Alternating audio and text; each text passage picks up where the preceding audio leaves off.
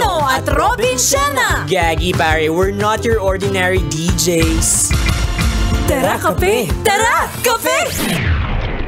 Gaggy pare, feel good too. Awa! Konya Bicolano! Robin Siena. May kakilala ka bang siga? Uy, madami. Ay, talaga? Sobrang dami, like super dakol akong kakilalang siga. Lalo na mga Oragon. Ay, talaga? O, ang daming siga dyan sa kanto, kaya ang dami kong ampasa eh. Akala ko kaya ka maraming kaibigan na siga para mapoprotektahan ka. Oo. Hindi, iba rin kasi ang mga siga. Ewan ko sa probinsya nyo, dito sa Manila din. Ang mga siga kasi sa Bicol, mga astig-astig talaga yan. Pero deep down, sa mga kasulok-sulukan ng kaluluwa nila, solid silang barkada and all. Ay, totoo naman yan. No? Pero ang napansin ko lang din sa mga siga, for some reason, sila yung mga maliliit. Ay, oo nga. Grabe, lakas mambuli. Oo, diba? Tapos sila yung ano pa, yung tipong wala naman talagang katawan, walang muscle. Oo. Tapos sila yung grabing mambuli. Diba? Yan. Lalayo pa ba tayo? Saan? Ikaw. Ay, ako ba? Kala mo ko sino straight buhok eh. Kulot naman. Ay, nako. Kaya eto kabisyo, i-recap namin sa iyo ang 6 na uri ng siga! Tara, kape! Tara, kape! Ayan, punta tayo sa number 1. Inot. Muna, ito ang mga lider-lideran. Ayan, ito yung mga maangas at feeling Diyos. Oo, totoo. Sila yung mga yung mga nangunguna sa mga gang-gang. Yan, diba? kasi legit naman talaga silang leader ng gang. Totoo. Pero hindi sila leader nung pamayanan, nung barangay nila. Hindi naman talaga, pero grabe silang mambuli. Oo, leader lang na trip lang nila. Trip lang nila. Ng kanto, yung tipo kapag dumaan ka, kailangan may alay ka. Oo, kala mo naman siya yung kapitan. Oo, ni SK Kagawad nga, hindi siya nakapasok eh. Anyway, that's number 1 po naman tayo sa number 2. Pangadwa, ito ang mga lover boy. Yan. Pinaganda lang natin to, pero ito talaga yung mga manyakol. Oo. Mga manya kasi sila yung mga nakatambay, tapos siga, astig, mangkakatkol. Totoo. Yung, uy, sexy. Yan. O kaya, be. Kumain ka na, be. Actually, kanina lang, nakatcall din ako. Ay, wow. Oo, wow? Nakatcall, wow? Bakit? Ano nangyari sa'yo? Hindi kasi diba, naglalakad kasi ako pagpapasok. Okay. Oh, tapos meron napadaan ako dyan sa may Singgalong. Okay. Basta dyan, sabi niya, Te, good morning, te, kain ka na, te. Nakakainis, pero sa isip-sip ko, at least meron nakaalala sa akin. Kung kumain na ba ako. Uy, ako din nakatcall. Ay, talaga? Kanina, dito sa pagpapasok ko ng MBC, sabi sa akin, pusa ka pala. Kala nila pusa yung buhok ko. Oy, pero panawagan lang din Itong pagka-catcall na ito, tinatawan-tawanan lang natin. Pero may mga syudad dito sa Maynila na hindi pwedeng ginagawa to kasi huhulihin ka. Oo, legit yan. Seryosong usapin ang catcalling kasi ito ay form of harassment din. Oo. Tsaka, ewan ko, for some reason, ang mga mahilig mang catcall, mga construction worker. Diba? Legit yan. Kapag napadaan ka sa building na ginagawa, bigla na lang may te. May jowa ka na, te. Oo, kumain ka na ba? Kain tayo minsan. Ayan, tapusin mo muna trabaho mo. Hinay-hinay lang. Kaya nga. So that's number 2 po naman tayo sa number 3. Pangatlo, ito ang mga kulang sa aruga. Usually sa school to. Ayan. Mga mahilig mangburaot ng baon and all. Totoo. Tapos ang daling sabihin sa kanila na hindi ka lang mahal ng nanay mo kaya nangunguha ka ng baon. Oo, legit yan. Kala mo naman talaga perfecto buhay niya. Ay, pero kidding aside sabi nila yung mga nagiging bully daw, mapa-school man yan sa trabaho. Ito yung mga may mga pagkukulang na nararamdaman sa mga bahay-bahay nila. Ay, legit yan. Uy, pero ako kabisyo ang stand ko dyan, regardless of your trauma, hindi yung dahilan para manakit ka ng ibang tao. Totoo. Kaya anti-bully tayo. Tama. Okay nang bubuli. Oo, karma is real. So that's number 3 po naman tayo sa number 4. Pangapat. Ito ang mga power tripper. Ito yung yung hirap i-memorize yung mga sinabi natin.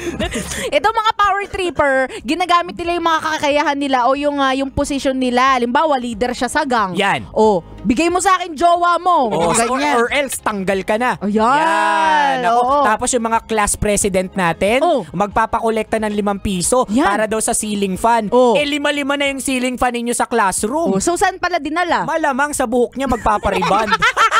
Tamang-tama, mag-Christmas party na. Oo.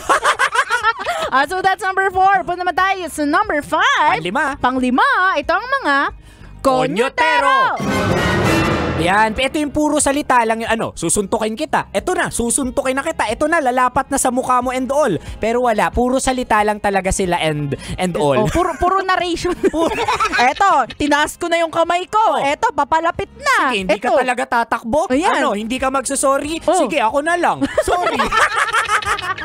Pero sila yung mga sensitive din. Yung mga konting tingin mo lang sa kanila, feeling nila nababastos na sila. Ayan, oo. Kaya mag-ingat ka sa mga pagtingin-tingin mo. May mga tingin kasi na nakakabastos. Yan. May tingin naman na okay lang naman. Pero bakit ganun? Pag gwapo yung tumitingin sa'yo, cute. Okay lang. Pero kapag medyo hindi mo trip yung itsura na tumitingin sa'yo, manyak. Ayan. Oy, sa amin dyan sa may Commonwealth, sa Commonwealth Market, marami kasing nagtitindang Muslim dyan. Ay, oo. Oo, sabi nila wag ka daw titingin sa mata. Ay, bakit? Hindi ko alam. Basta wag ka lang daw tumingin. Never kong ginawa eh. Takot ako eh. Oo, sa Bicol naman ganyan din. Kapag tinitigan mo daw yung isang stranger sa mata, nako kapag hindi sila makatitig sa'yo, hindi sila bully. Aswang sila. Ay! Oo. Gagi par legit yan. Hindi makatingin ng diretso ang mga aswang according sa mga kwento-kwento sa Bicol. Ayan, kaya ayusin mo yung tingin mo Oo, mga aswang ka. So that's number 5. And then punta naman tayo sa last but not the least, number 6. Panganam, ito ang mga Tanggerong Siga. Yan. In all fairness, ito talagang Tanggerong Siga na to, itong item na to ay in respect with Rakitera. Yan. Kasi kapag nasa inuman kami o kapag nasa labas talaga kami, like super legit and all, kapag hindi ka tumagay sa patagay ni Rakitera, ay nako, friends over na talaga kayo. Mawawalan ka ng kaibigan. Totoo. Ay, naku, anyway, kabisyo, kung hindi mo naabutan itong mga usapan namin at may gusto kang ipa-shoutout na siga dyan sa inyo, yun! I-shoutout natin sila. Hanapin mo kami sa aming mga social media accounts. Ako sa aking Facebook, Instagram, Twitter, TikTok at DJ Robin Siena. Same socials mga broskies at Konyo Bicolano. Pwede kang mag-shoutout Konyo Bicolano ng mga nanonood sa ating FB and TikTok live. Oy, Gagi pare, quick shoutout lang tayo dyan sa may RF Simolino at syempre sa mga nakatutok sa atin online, sina Melona Dael, sina Sakalam, sina Cranever, Alvin Dumalwag, and Supreme Steve 28. I love you, DJ Robin daw. Wow. I love you too. Sana all nilalablab. Kaya, nilalablab lang yung iba. Oo. Ay, nako, kabisyo. Pwede mo kaming hanapin sa aming mga social media accounts kung gusto mong makisali pagkatapos ng adlib na ito. Ako sa aking Facebook, Instagram, Twitter, TikTok at DJ Robin Siena. Same socials yan, mga broskies, at Konyo Bicolano. At eto na nga, isa-shoutout na natin ang nanalo sa ating... Hit it! Tuto, scan! Hanep sa premyuhan! Tuto, scan! Saya ng samahan sa Love Radio Fan Scan! The Super Scan. Fan Scan! Fan Scan! Oh, Fan Scan! May habol pa. At eto na nga, nanalo ka ng 500 pesos! Congratulations to... Lamig Ariel Bano ng Quezon City! Hintayin mo ang tawag ng isang Love Radio representative para maklaim mo ang 500 pesos mo. Congratulations again to you, Ariel Bano. At kung ikaw naman, kabisyo, hindi pa nanalo, tutok lang dahil may fans can pang ibang mga Love Radio DJs natin gaya ng susunod na si Rocky's Secret Aso.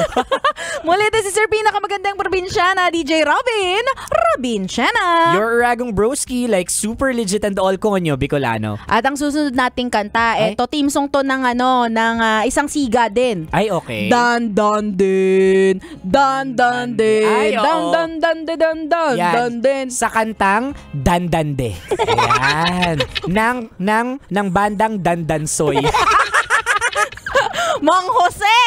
Mang Jose. Ng parokya ni Edgar. Dito lang yan sa Tara Kape. Tara Kape sa 90.7 Love Radio. Feel good. Ay, Gagi pare. Awa! Tara Kape! Tara Kape! Konyo Bicolano at Robin Siena!